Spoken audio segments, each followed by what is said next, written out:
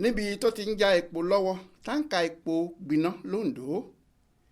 Táǹkà epo míì tún gbiná lójijì níbi tó ti ń já epo sínú jẹnẹrétọ̀ ẹ̀rọ alátagbà iléeṣẹ́ ìbánisọ̀rọ̀ kan nílùú Ondo. Aláròyé gbọ́ pé níṣe ni iná déédéé ṣẹ́yọ lára táǹkà ọ̀hún níbi tó ti ń já epo lọ́wọ́ ládùúgbò kan tí wọ́n ń pè ní Olúwatóyìn, èyí tó wà lágbègbè Akínjagunlà nílùú Ondo tí í ṣe ibùjókòó ìjọba ìbílẹ̀ ìwọ̀ oòrùn Ondo lọ́sàn-án ọjọ́ Ìṣẹ́gun tíṣídẹ̀ẹ́ ọ̀sẹ̀ yìí.